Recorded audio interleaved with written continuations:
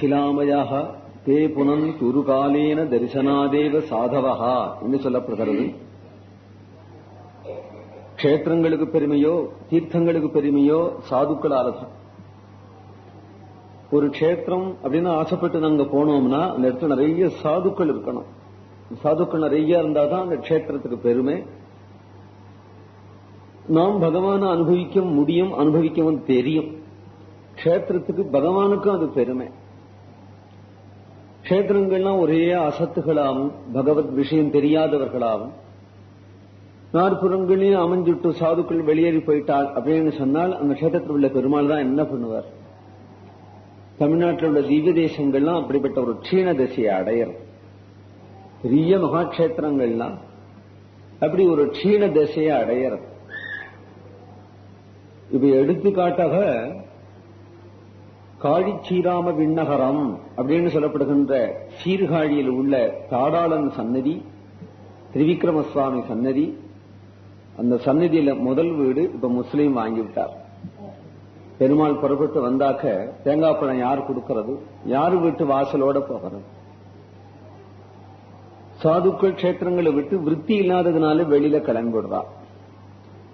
ஒரு காலத்துல அந்தந்த திவ்ய தேசங்கள் ஏற்பட்டது அந்தந்த வட்டாரத்தில் உள்ள சாதுக்களால தான் அந்த திவ்ய தேசங்கள் ஏற்பட்டிருக்கு அப்படின்னு நினைக்கணும்.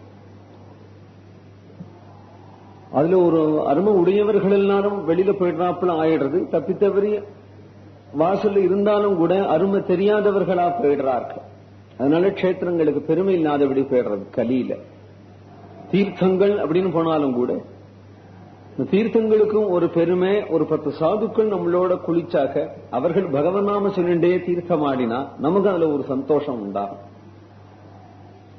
ஆனால் குளிக்கிறதுன்றது உண்டு எல்லாருக்கும். காலவேளை அவரவர்கள் உடம்புடைய ஆரோக்கியத்துக்காக குளிக்கிறவர்கள், கண்ட அழுக்கு துணிய சோப்பு போட்டு தோச்சு கொண்டும் தானும் குளிச்சு கொண்டும் இருக்கக்கூடிய ஜனங்கள் நிறைய இருக்கா. கூட்டத்தில் துறைகள்ல காவிரி துறையிலயோ கங்கை துறைகள்லயோ கூட்டத்துக்கு என்ன குறைச்சல், குளிக்கிறதுல என்ன குறைச்சல்? ஸ்நான சந்தி பண்ணி அனுஷ்டானம் பண்ணக்கூடிய சாதுக்கள் தான் கண்ட தென்பட மாட்டேங்கிறார். அதனால தீர்த்தம்னு சொல்லி தீர்த்தத்துக்கு பெருமை, க்ஷேத்திரம் சொல்லி க்ஷேத்திரத்துக்கு பெருமை சாதுக்களாலதான் அப்படின்னு சொல்ற. க்ஷேத்திரங்கள்ல உள்ள மூர்த்திகளுக்கு கூட பெருமை சாதுக்களாலதான். சிற்பசாலையில செதுக்கி போட்டிருக்கும் மூர்த்திகள், அந்த மூர்த்திகளை அவன் செதுக்கும் பொழுது மேல உட்காண்டே கூட செதுக்கிறான். அப்போ அது தேவதைன்னு சொல்ல முடியுமோ? தேவதைகளுக்கு தேவதாத்துவம் எப்போ வர்றது அப்படின்னு கேட்டா மகரிஷிகளுடைய பிரதிஷ்டையால, இல்ல மகரிஷி துல்லியர்களான மந்திரம் தெரிந்தவர்களான வேத வித்துக்களுடைய பிரதிஷ்டையால. பிற்காலத்திலே ஆழ்வார்கள் பக்தர்கள் அதை மங்களாசாசனம் பண்றதுனால ஆயிரக்கணக்கான பக்தர்கள் தங்களுடைய திருஷ்டியால இது பகவான் பார்க்கறதுனால பகவானுடைய சாநித்தியம் அங்க உண்டார். அதனால சாதுக்கள் தரிசனம் பண்ணி பகவான் அப்படின்னு பார்க்கறதுனாலையும், சாதுக்கள் பிரதிஷ்டை செய்ததுனாலையும், சாதுக்கள் பூஜை செய்யறதுனாலையும் அங்க சாநித்தியம் உண்டாகிறதே தவிர மூர்த்தி மாத்திரத்தால சாநித்தியம் வந்துவிடாது. ஒரு மூர்த்திய செதுக்கி போட்டுட்டதுனால சாநித்தியம் வந்துவிடாது. இப்பவே நம்ம கோவில்களுக்கு போறோம், கர்ப்பகிரகத்துல போய் பகவானை பார்க்கும் பொழுது என்ன ஒரு அனுபவம் இருக்கோ அது வாசல் மண்டபத்திலே தூண்ல இருக்கக்கூடிய ஒரு சிற்பத்தை பார்த்தாக்க நமக்கு அந்த பிரதிபத்தி ஏற்படுறது இல்லையே. சிற்பம் அழகா இருக்கு அப்படின்னு பார்த்து ஆச்சரியப்படுறோம், எல்லாரையும் போல போட்டோ எடுக்கிறோம், பாக்குறோம், அதுதானே தவிர உள்ள போய் மூலமூர்த்தியை பார்த்தாதான் சுவாமிங்கிற ஒரு மரியாதையும் பயமும் உண்டாகிறது லோகத்துல உடையவாள். காரணம் என்ன? அதனால மூர்த்தி மாத்திரத்தினால பகவான் சொல்லிட முடியாது. மூர்த்திக்கும் பகவத்துவம் சாதுக்களுடைய சம்பந்தத்தால் தான். அம்மையானி தீர்த்தானி ந தேவாஹா மிருச்சிலாமயாக தே புனந்துருகாலேன தரிசனாதேவ சாதவஹா என்று சாதுக்களுக்கு பெருமை சொல்றார். அந்த சாதுக்கள் நம்முடைய க்ஷேத்திரத்துக்கு வரமாட்டாளா? நம்ம மங்களாசாசனம் பண்ண மாட்டாளா? நம்ம சந்நிதேசத்து நேரம் உட்கார்ந்து கொண்டு நாம சங்கீர்த்தனம் பண்ண மாட்டாளா என்று கோவில்களிலே பிராச்சீனமாகக்கூடிய திவ்யதேசத்து எம்பெருமான்லாம் அந்த மூர்த்திகள்லாம் ஆசைப்படுறாளா? கண்ட பேர் வரா போறா, அவளுக்கு ஏதோ அனுகிரகம் பண்றோம், அதை பத்தி இல்லை. ஆனால் சாதுக்களுக்கு அனுகிரகம் பண்ண மாட்டாமா அப்படின்னு பகவானே ஏங்குறானா. ஹிரண்யகசிபுக்கும் வரம் கொடுத்தான் பிரம்மதேவன். நாராயணன் பிரகலாதனுக்கும் வரம் கொடுக்க ஆசைப்படுறான். வரம் கொடுக்கிறதுங்கிறது வாங்கிக்கிறது ஹிரண்யகசிபும் பிரகலாதனும் ஒன்னா இருந்த போதிலும் கூட ஹிரண்யகசிபு கொடுக்கும் பொழுது இவன் என்னுடைய பக்தன் அப்படின்னு சந்தோஷப்பட்டு பிரம்மதேவன் கொடுத்திருக்க முடியாது இல்லையா? அதுபோல ரொம்ப பேர்களுக்கு கோவில்ல பிரார்த்தனையும் அதனுடைய பலனும் சித்திக்கிறது. இது என்னுடைய பக்தன் அப்படிங்கிற ஒரு உகப்புனாலே இல்லை. ஆனால் பிரகலாதனை போல யாராவது கோவிலுக்கு வரமாட்டாளா அப்படின்னு தெய்வம் எல்லாம் ஏங்கறதா. யாராவது பிரகலாதனை போல வரமாட்டாளா அப்படின்னு தான் ஏங்கிறது தெய்வங்கள் எல்லாம். அதனால சாதுக்களுடைய ஒரு சாதுவாவது மங்களாசாசனம் பண்ணாதான் அங்க பரமாத்மாவுடைய சாநித்தியம் இருக்கும். மூர்த்திகளுக்கு பெருமை. தீர்த்தங்கள் எல்லாம் துக்கப்படுறது. ஸ்ரீபாகவத்தில் சொல்லப்படுறது, பகீரதன் பரலோகத்தில் உள்ள கங்கையை பூலோகத்துக்கு அழைக்கிறான். கங்கை கூசறாள், பூலோகத்துக்கு வரமாட்டேன், நான் தேவலோகத்திலேயே சுத்தமா ஓடின்னு இருக்கிறேனே, பூலோகத்துக்கு வந்தா அசுத்தப்படுத்துவாளே, பாபிகள்லாம் வந்து ஸ்நானம் பண்ணுவாளே, அந்த பாபிகள் எல்லாரையும் நான் தொடனுவே அப்படின்னு கங்கா அசுச்சிப்படுறாள். இந்த கங்கையை பார்த்து சொல்றான் பகீரதன், பரமபாகவதாள்லாம் வந்து ஸ்நானம் பண்ணுவார்கள், பாபிகளை ஏன் நீ ஏன் நினைக்கிற? பரமபாகவதால் ஸ்நானம் பண்ணும் பொழுது தேஷ்வாஸ்தே ஹ்யகவிதே ஹரிஹி, அவர்கள் ஹரிநாமத்தை சொல்லிக்கொண்டே ஸ்நானம் பண்ணுவா. ஸ்நானம் பண்ணும்பொழுது ஹரிஹி ஹரிஹி ஹரிஹி அப்படின்னு சொல்லி பெரியவாள்லாம் ஸ்நானம் பண்றதை கேட்டிருப்பேன். நீங்க பெரியவர்கள் ஸ்நானம் பண்ணும்பொழுது ஹரிநாமம் சொல்லிட்டுதான் ஸ்நானம் பண்ணுவா. சர்வ பாபங்களையும் நீக்கக்கூடிய ஹரி அவர்களுடைய வாக்கிலையும் ஹிருதயத்திலையும் இருக்கான். அத்தகைய ஹரிதாசர்கள் உனக்குள்ள புகுந்து அமிழ்ந்து எழுந்துக்கிற பாக்கியம் ஹே கங்காதேவி உனக்கு கிடைக்குமானால் வா அப்படின்னு பகீரதன் சொன்ன பிறகுதான் கங்காதேவி சந்தோஷமாக பூலோகத்துக்கு வந்தாள் அப்படின்னு கங்கா மகாத்மியம் சொல்றது ஸ்ரீ பாகவதத்திலேயே. அதனால கங்கை முதலிய புண்ணிய தீர்த்தங்களோ ஸ்ரீரங்கம் முதலிய புண்ணிய கஷேத்திரங்களோ மகான்களுடைய சகவாசத்தையும் மகான்களுடைய வருகையும் எதிர்பார்க்கிறது. எப்பொழுதும் மகான்கள்லாம் வரமாட்டாளா என்று காவேரி எதிர்பார்க்கிறார். மகான்கள்லாம் ஸ்நானம் பண்ண மாட்டாளா, யாரெல்லாமோ ஸ்நானம் பண்ணிட்டு போகிறாளே, மகான்கள் வந்து ஸ்நானம் பண்ண மாட்டாளான்னு எதிர்பார்க்கிறார். ரங்கநாதன் படுத்துட்டே தூங்குறது மாதிரி. ஆனால் யாராவது உண்மையா ஆழ்வார்களை போல பாகவதால் வரமாட்டாளா என்று ஏங்கி கிடக்கிறார். ஆனா எல்லாருக்கும் அனுகிரகம், அனுகிரக சமம்தான். பிரதீட்ச பாகவதாளுக்கு ஒண்டிதானே. அசத்புள்ளைகள் இருக்கு, சத்புள்ளைகள் இருக்கு. ஆனால் அசத்து புள்ளை கள்ளு குடிச்சு விட்டு உருண்டன் கிடக்கான் நடு ரோட்ல. உங்க பையனாமே அப்படின்னு கேட்டா தகப்பனாருடைய பையன்தான். தகப்பனார் ரொம்ப சிஷ்டாச்சாரம் உடைய நேர்மையான கண்ணியமானவர். உங்க பையனாமே அவன் அப்படிங்கும் பொழுது அவர் வெட்கித்தான் போறார். என் பையன் இல்லேன்னு சொல்றதுக்கும் இஷ்டம் இல்லை. அவனா என் பையன் இல்லை அப்படின்னு சொல்றதுக்கு இஷ்டம் இல்லை. என் பையன்தான் அப்படின்னு சொல்றதுக்கு அவர் வெட்கி போறார்.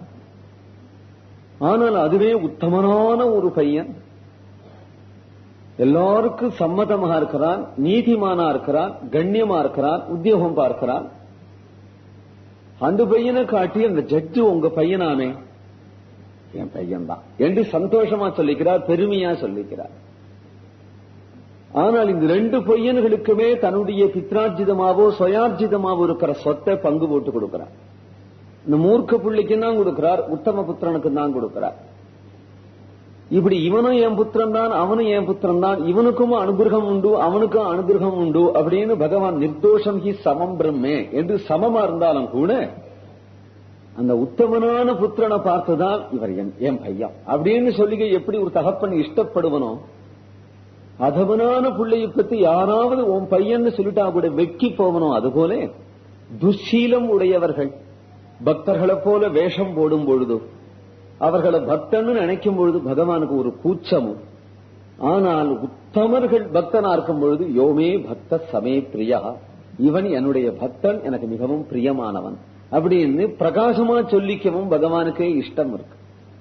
அதனால நமக்கு ஒரே ஒரு தீர்மானம் போறோம், பகவத் சம்மதமாக பகவத் சந்தோஷமாக வாழணும், பகவத் சந்தோஷமாக வாழணும் அப்படிங்கிற அடிப்படையிலேயே நமக்கு தர்மம் நீதி எல்லாம் வந்து அவனுக்கு சம்மதமா இருக்காதே, அவனுக்கு சம்மதமா இருக்காதே. அதனாலதான் தர்மசாஸ்திரங்களை பார்த்து தர்மம் தெரிஞ்சுக்கணும்னு அவசியம் இல்லை. அப்படி தர்மம் தெரிஞ்சாலும் அதுல பிரதிபத்தி நமக்கு வந்துடும்னு சொல்றதுக்கு இல்லை. ஆனால் பக்தி சாஸ்திரங்கள் நம்ம தர்மத்தை எப்படி நமக்கு சொல்றது? ஆனுகூல்யஸ்ய சங்கல்பம், பிராதிகூல்யஸ்ய வர்ஜனம் அப்படிங்கிறது. ஆனுகூல்யஸ்ய சங்கல்பா, ஒரு சதி பதிக்கு அனுகூலமா இருக்கிறது மாதிரி பகவானுக்கு நாம் அனுகூலமா இருக்கணும். பகவானுக்கு எது எது பிடிக்காதோ அதெல்லாம் விட்டுடணும். பிராதிகூல்யஸ்ய வர்ஜனம் அப்படின்னு, இது பகவானுக்கு சம்மதமா இருக்கணும் அப்படிங்கிற எண்ணத்திலேயே நாம் சரியான பாதையில போயிட்டு இருக்கலாம். ஆக பகவான் தன்னுடைய சந்நிதியில எல்லாருக்குமா தான் வந்து படுத்துட்டு இருக்கிறார். ஆஜாமிடனை போன்ற துராச்சாரம் உடையவர்களையும் தன் சன்னிதானத்துக்கு அழைக்கிறார். அதனாலதான் புராணம் சொல்றது, பாபினோபி கமிஷ்யந்தி நிர்பயா கிருஷ்ண மந்திரம் என்று, பாபிகள் கூட பகவானுடைய கோவிலுக்கு வரலாம், நிர்பயமா வரலாம் அப்படின்னு சொல்றது. பகவான் எல்லாருக்கும் அபயம் கொடுக்கறதுனாலே, பாபின்னு பார்க்காததுனால பாபிகளுக்கும் வேற கதி இல்லை இல்லையா? அதனால அந்த பாபியான புள்ளைய பார்த்து இவன் என்னுடைய பிரிய பக்தன் அப்படின்னு பகவானுக்கு சொல்லிக்க முடியுமோ? அவனை காப்பாற்ற வேணா முடியும், அவனை காப்பாற்ற வேணா காப்பாற்றலாமே தவிர என்னுடைய பக்தன் பகவான் பிரதீட்சிக்கிறது யார அப்படின்னு கேட்டா உத்தமமான பக்தனை தான் பகவான் பிரதீட்சிக்கிறான். அப்படிங்கறதுனால அந்தந்த கஷேத்திரங்கள்ல உள்ள மூர்த்திகளும் சாதுக்களை பிரதீட்சிக்கிறது, எதிர்பார்க்கிறது. புண்ணிய தீர்த்தங்களும் சாதுக்களை எதிர்பார்க்கிறது. ஆகினால சாதுக்களுக்கு ஒங்கையும் போக வேண்டிய அவசியம் இல்லாத போனாலும் அவர்கள் தீர்த்த யாத்திரை போறார். அவர்களுக்கு தீர்த்த யாத்திரை போக வேண்டிய அவசியம் இல்லை. தங்களுடைய பாபங்களை ஒரு தீர்த்தத்துல ஸ்நானம் பண்ணித்தான் போக்கிக்கணுங்கிற அவசியம் இல்லை. அவர்களிடத்துல பாபமும் இல்லை. அவர்களே ஸ்வயம் தீர்த்தமயமா இருக்கிறார்கள். அவர்களுக்கு கோவில் கோவிலா போய்த்தான் பகவானை பார்க்கணும் அப்படிங்கிற அவசியம் இல்லை. அவர்கள் எப்பொழுதும் தங்கள் பகவானை தங்கள் ஹிருதயத்துல பார்த்துட்டே இருக்கிறார். ஆனால் கோவில்ல உள்ள பகவானுக்கெல்லாம் இவாளை பார்க்கணும்னு ஆசையா இருக்கு. அங்கங்க உள்ள தீர்த்தங்களுக்கெல்லாம் இவாள் ஸ்நானம் பண்ணணும்னு ஆசையா இருக்கு. அதனாலேயாக்கும் சாதுக்கள் தீர்த்த யாத்திரை போகிறார்.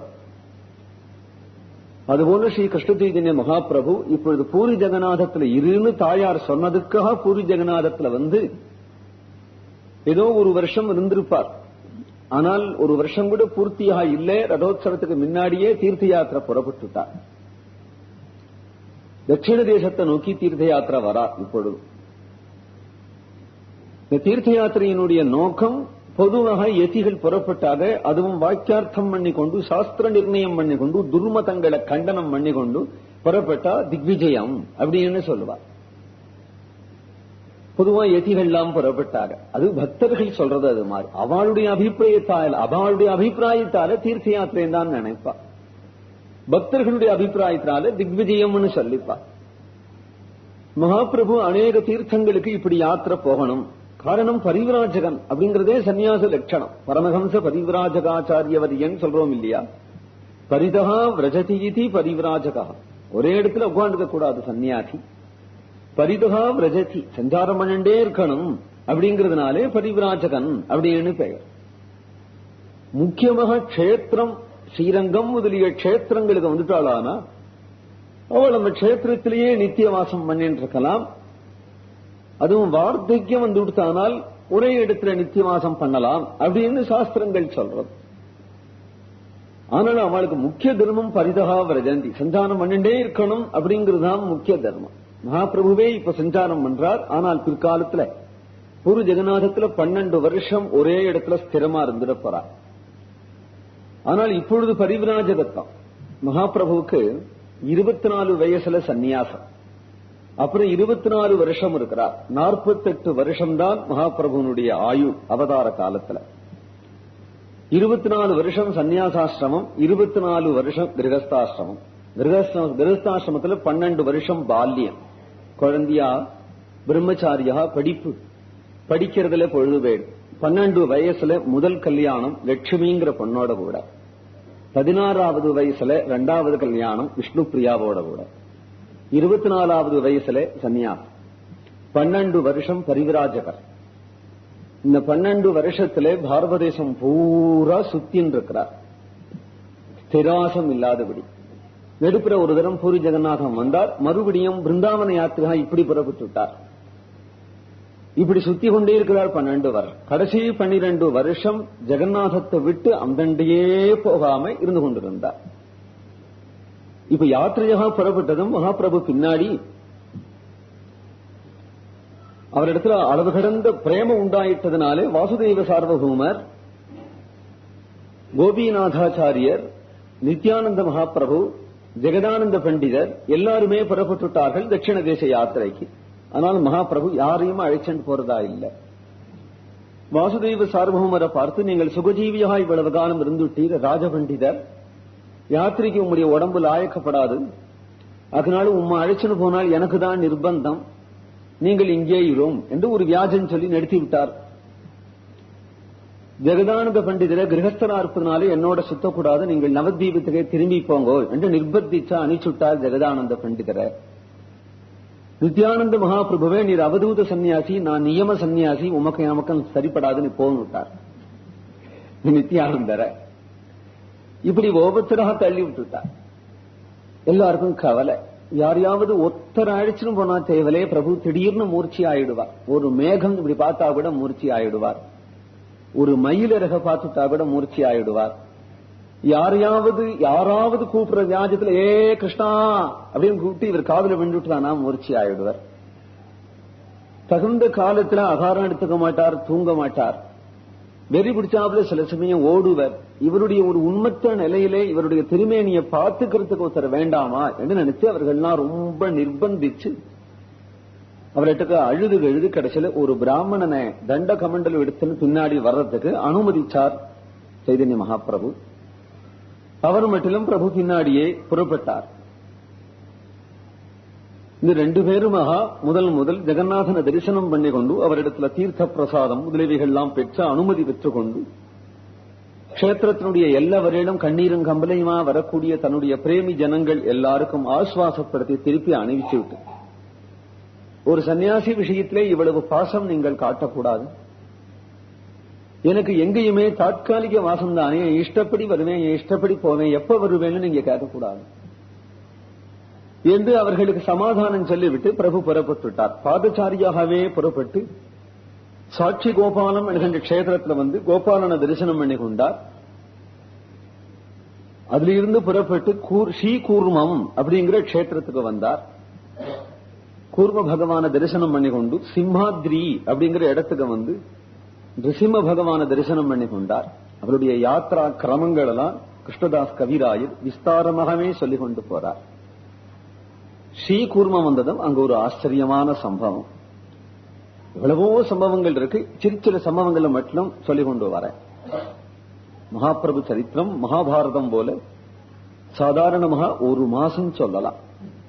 அவ்வளவு விஸ்தாரமானது, அவ்வளவு விஷயங்கள் இருக்கு. இதுல சம்பவங்கள் நிறைய, பக்தர்கள் நிறைய இருப்பதனாலே சம்பவங்கள் அதிகம். மகாபிரபுக்கு அவ்வளவு பக்தர்கள் இருக்கார். அந்தந்த பக்தர்களுக்கு எப்படி அனுகிரகம் பண்ணினார், சில பக்தர்களை எப்படி ஆட்கொண்டார், எல்லா சரித்திரங்கள்லாம் சொன்னோமாலேயே நிறைய ஆயிடுறது இல்லையோ. ஸ்ரீகூர்மம் அப்படிங்கிற ஒரு கஷேத்திரத்துக்கு வந்து கூர்ம பகவான தரிசனம் பண்ணி கூர்மதாசர் அப்படிங்கிற பிராமணனுடைய கிரகத்திலேயே அங்க தங்கி இருக்கிறார். 2-3 நாட்களாக நாம சங்கீர்த்தனம் நடக்கிறது. நிறைய ஜனங்கள் வந்து தரிசனம் பண்ணி கொண்டு போயிட்டு இருக்கிறார்கள். ஊரு பூராக சங்கீர்த்தனமயமான. அந்த ஊர்ல ஒரு பக்தன் வாசுதேவன் அப்படின்னு பெயர், வாசுதேவ கோஷ் அப்படின்னு அவருக்கு பெயர். அவர் வந்து குஷ்டரோகம், உடம்பு பூரா புண்ணு, அந்த புண்ணுல புழு கூட உண்டு. பொறுத்தியாருக்கு இடைஞ்செல்லாம இருக்கணும்னு நினைக்கிறார். தாய் தகப்பனார் கிடையாது அவருக்கு. தாலி கட்டின சம்சாரம் அவரை விட்டுட்டு போயிட்டார். அவர் இருக்கிற வீட்டு கிட்ட வந்தாலேயே நாரும் அவர் சரீரம். வீட்டு திண்ணையிலேயே ஒரு நெரைச்சல் கட்டி கொண்டு அதுல இருக்கிறார். ஜனங்கள் தீர்த்தமாடாத ஒரு ஜலம் வெகு தூரத்துக்கு அந்தண்டை இருக்கு. அந்த குட்டைக்கு வெடிற்காலையிலேயே நடந்து போய் அந்த குட்டையில போய் தினசரி ஸ்நானம் பண்ணிட்டு வந்துடுவார். ஊர்ல எல்லாருக்கும் தெரியும், ஆகினால அந்த குட்டைக்கு ஒருத்தரும் போக மாட்டார். இவரே தன்னுடைய வஸ்திரத்தை யதாசக்தி புழிஞ்சு அதுதான் உணர்த்தி கட்டிப்பார். திண்ணையிலேயே உட்கார்ந்திருப்பார். இவர் தப்பி தவறி ஜலஸ்பர்சத்துக்கு அந்தண்ட போயிருக்கிற சமயமாக அந்த தெருவில் இருக்கிறவர்கள் யாராவது அவர் ஒரு செட்டி வச்சிருப்பார், அதுல இவரது அன்னம் கொண்டு வச்சிருவார். அவர் திரும்பி வந்து பசிச்ச போது அந்த அண்ணன் சாப்பிடுவார்.